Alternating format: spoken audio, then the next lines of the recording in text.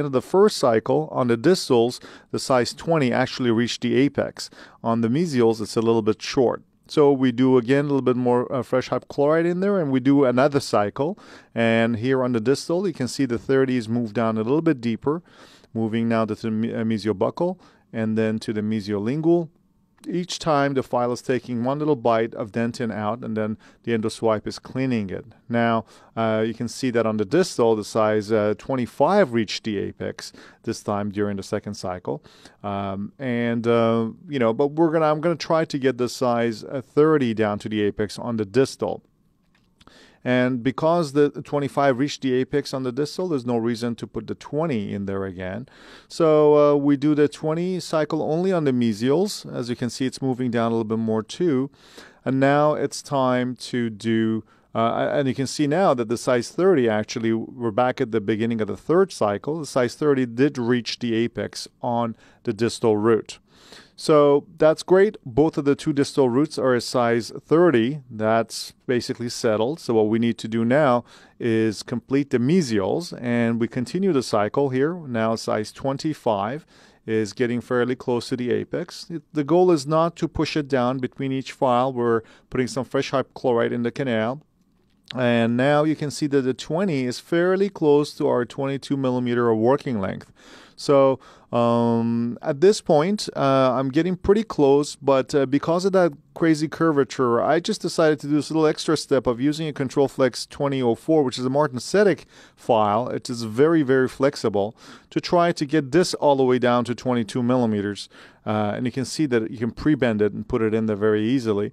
And this way, I'm basically taking it all the way to the 22 millimeters.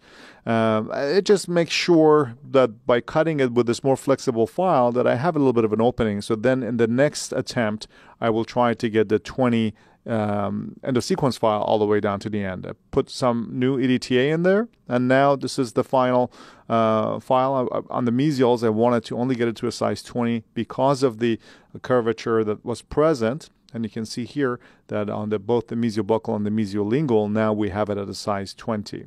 So the distal is size 30, mesials is size 20. That's great. We got it all instrumented to those sizes. We do our fitting of the cones. And on the distals, we had the 230s that we had, and on the mesials, we had the 225s. And here's the cone fitting. On the distal, it looks like I'm a little bit about a millimeter long. I'm going to trim that on the mesials. That seems to be okay length. Now at this point, I have run a whole, this is, I basically edited out all the irrigation, but there is a ton of irrigation that happens at that last step before we're ready here to fill, do negative pressure irrigation. So here's the advanced method of obturation using the biceramic sealer. I'm injecting directly into the canal, only in the upper half of the canal. You don't want to inject all the way to the apex, just in the upper half. That's the safest way. And then use a file.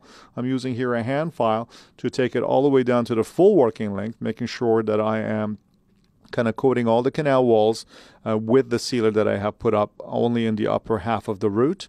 And then I am taking the corresponding fitted cones that are now been dipped in the sealer all the way down.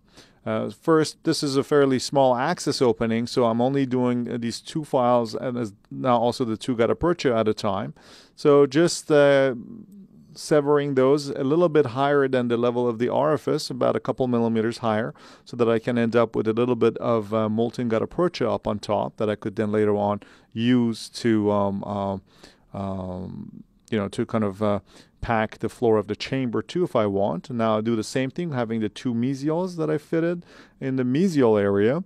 And now do the same thing. I'm just melting the 1 or 2 millimeter stump of gutta percha that I have up that is sticking out of the orifice. And then I'm using now a size 10 condenser. What this does is it really condenses all that molten gutta percha down. In this particular case, what I wanted to do, I wanted to just basically line the floor of the chamber with the gutta percha as well, before placing my filling.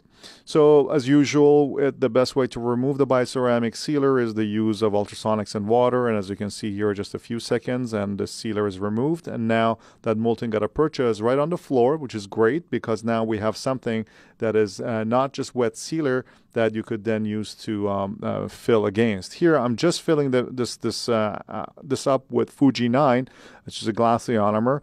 Now, this is not a permanent restoration. I'm placing this in, and then after it sets and after a little while, a couple of millimeters is going to be prepared upon the surface, and it's going to be filled. So this was the x-rays now. This was the after the pre-op and the mid-op, and this is the final x-ray. And you can see here's another angle that shows the strange root anatomy that we had on the mesial roots. As you saw, this case was prepared very efficiently using this technique here at Rivoltendo. And, you know, using a size 20 might appear pretty small for most people on the mesials, but given that kind of a severe curvature, trying to getting it up to a larger size may not have been as wise. The application of the ESX Advanced Square sequence using repeated crown-down cycles helps distribute the cutting of dentin across several files. Now, this in turn will make for a safer instrumentation, and it prevents any file from getting over-torqued and potentially breaking. Now, the use of multiple handpieces, as I mentioned before, can certainly help increase your efficiency in these types of cases. You just have to understand that more files are needed for these more advanced protocols using much more difficult cases. It's just not possible to do these with less files. So stay tuned for tutorials on the theory behind the concept of available length and how it can help you achieve length in a more predictable manner. As usual, don't forget to share this content on social media and connect with us. Visit rivoltendo.com and join us on our educational mission. For now, I'm Ali Nasseh, and I hope you found this tutorial helpful.